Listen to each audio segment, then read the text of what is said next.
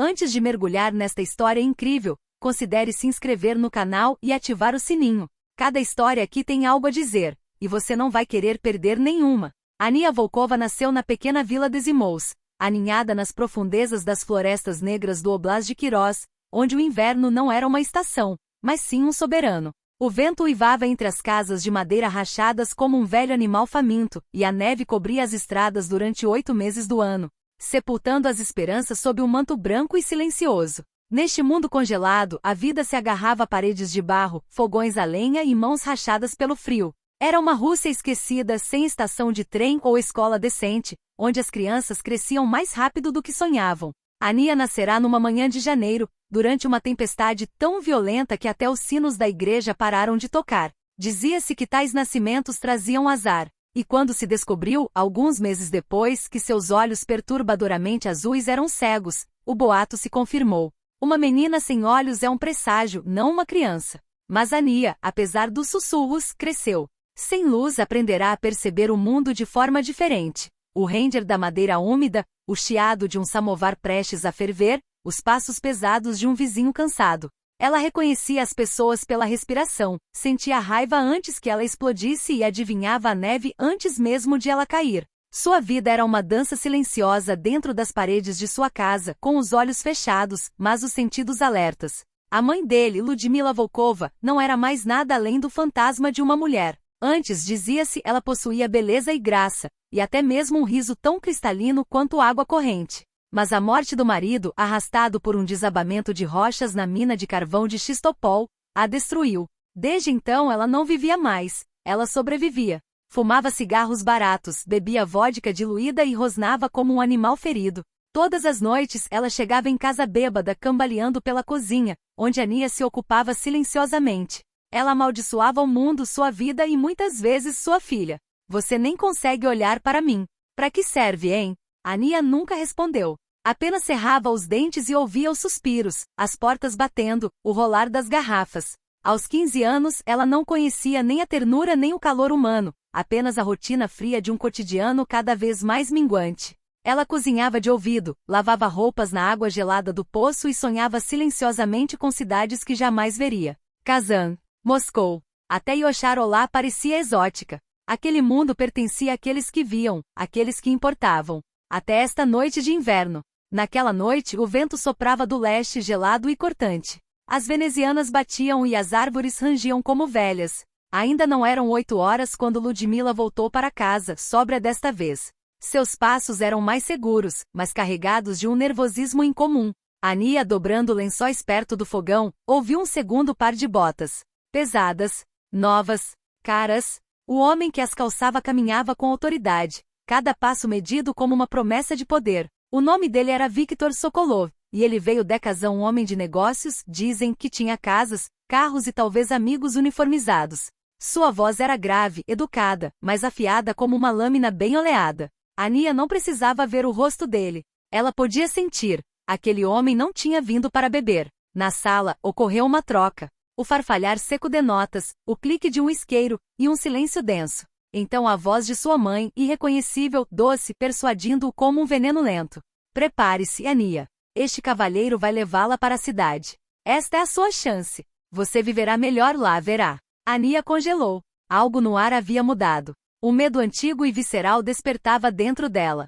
Eu não quero ir, ela sussurrou. Mas não era mais uma questão. Não era mais uma escolha. O homem se aproximou. Sua mão agarrou o braço dela com firmeza. Sem brutalidade, não. Apenas ausência total de compaixão. Ela não era uma pessoa aos olhos dele. Apenas um objeto. Uma compra. Uma transação. Ania entendeu com um arrepio gelado que subiu pela nuca. Ela tinha sido vendido. Como uma fera. Como uma coisa. A casa de Viktor em Kazan era um palácio de silêncio. Assim que entrou, Ania sentiu que as paredes não eram feitas para o amor, mas para a ordem.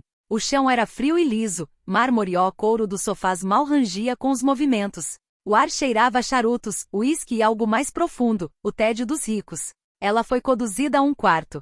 Um cômodo amplo, sem janelas, com uma cama enorme. Sem voz, sem boas-vindas. A noite caiu. Ania sentou-se ereta, com as mãos nos joelhos. Os sons eram filtrados pelas paredes grossas. Nada de gritos. Nada de TV. Nada. Então, finalmente passos. A porta se abriu silenciosamente. Victor entrou. Você não tem nada a temer, disse ele. Sua voz era calma e controlada. Não, enquanto você me ouvir. Você vai ficar aqui me servir. Em troca viverá melhor do que neste buraco em Zimous. Sem gritos. Sem gestos. Não está noite. Mas Ania sabia. Esta não era uma casa. Era uma prisão dourada e ela, cega, sozinha, estava trancada numa gaiola que nem mesmo seus sonhos ousavam mais atravessar. Na vasta casa de pedra cinzenta, foi uma voz rouca e gentil que quebrou o silêncio de Ania pela primeira vez, a de Tatiana. Uma velha governanta de gestos lentos e mãos marcadas pelos anos, ela observava tudo sem dizer nada, e o que viu na jovem de olhos opacos foi uma dor familiar. Uma dor que ela já conhecera, anos antes, em outro, Pavel. Tatiana não falou de imediato. Deixou o tempo fazer o seu trabalho primeiro e então, a cada dia, depositava migalhas de conhecimento em Ania. Ensinou-a a ler braille não com impaciência, mas com infinita delicadeza, como se molda uma obra frágil. Mostrou-lhe como identificar os sons que traem as ruas, os saltos apressados das mulheres atrasadas, o raspar metálico dos bondes, o ronco nervoso das locomotivas. Tatiana ensinou-a a ouvir o mundo de forma diferente, a decifrar o que não foi dito, a sentir o medo por trás de uma voz calma, a raiva por trás de um silêncio que durou muito tempo. Ela fez nascer uma nova consciência em Ania, uma que vai além dos olhos. Uma noite, enquanto tomavam chá morno na cozinha, Tatiana finalmente mencionou Pavel. Ele era como você, disse ela com a voz quase fraca. Nasceu nas sombras, mas aprendeu a acender a própria luz. Agora mora em Moscou. Toca num conservatório. Suas mãos cantam coisas que nenhuma boca ousaria sussurrar. Essa história reacendeu algo em Ania, uma chama silenciosa, uma promessa. Pela primeira vez, ela se perguntou o que poderia se tornar, não o que seria feito dela. Certa tarde, quando a neve cobria a cidade com seu manto sufocante, Ania, explorando a casa, descobriu uma escada em espiral que levava ao sótão. Lá, em um cômodo abandonado, estava um velho piano de cauda coberto de poeira. A madeira rangia, as cordas farfalhavam ao vento, mas o instrumento ainda vivia. E Ania, guiada por um instinto ancestral, colocou os dedos nas teclas. Ela nunca havia tocado. Não conhecia teoria musical nem melodia. Mas havia em cada um de seus gestos, uma lembrança enterrada, uma voz esperando para irromper. As notas jorravam como lágrimas contidas por muito tempo. Esse ritual tornou-se seu refúgio. Todas as noites, enquanto as persianas da casa batiam no frio e o silêncio descia como um lençol sobre os corredores vazios, ela subia para o sótão. Tocava incansavelmente com os olhos fechados, o coração aberto, o corpo vibrante. Certa noite, Victor subiu as escadas em silêncio. Permaneceu na sombra, observando-a. Ou melhor, ouvindo-a. Ele não entendia. Não sabia o que aquela música despertava nele, mas saiu de lá perturbado, preocupado, quase comovido, e por isso nunca se perdoou. Tatiana, por sua vez, sentia que o tempo estava se esgotando. Victor estava ficando instável, nervoso. Seu poder sobre Ania estava se desintegrando, e ele podia sentir isso. Ele nunca a havia espancado ou estuprado, mas seu domínio era uma prisão invisível, tão cruel quanto um soco. Então, em uma noite tempestuosa, ela entregou um envelope a Ania. Dentro, um endereço rabiscado, algumas anotações, um mapa. Está na hora, disse ela. Vá para Moscou. Pavel está esperando por você.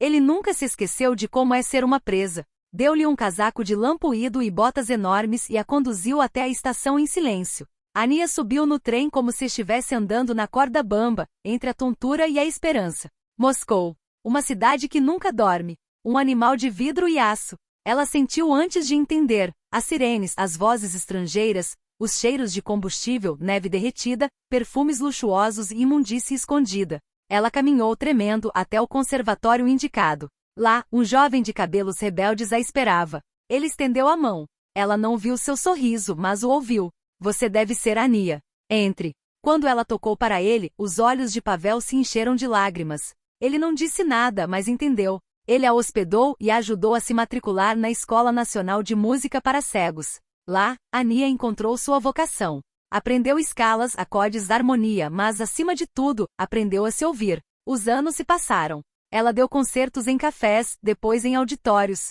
Seu nome circulava sussurrado respeitosamente. Suas mãos falavam de dor, sobrevivência, amor e raiva. Victor, no entanto, não havia esquecido. A ideia de que Ania havia escapado era insuportável. Ela não era mais sua posse, e isso para um homem como ele, era uma afronta. Ele contratou detetives, tentou pressioná-la, tentou comprar seu silêncio. Mas Ania não era mais uma criança muda. Quando ele tentou silenciá-la, ela falou. Diante das câmeras, cercada por advogados, Ania contou tudo. Falou de Zimous, da venda, do cativeiro, do piano no sótão, da fuga. Sua voz, firme, às vezes trêmula, ecoou por todo o país. Ela quebrou o silêncio. E em seu rastro outras mulheres se levantaram.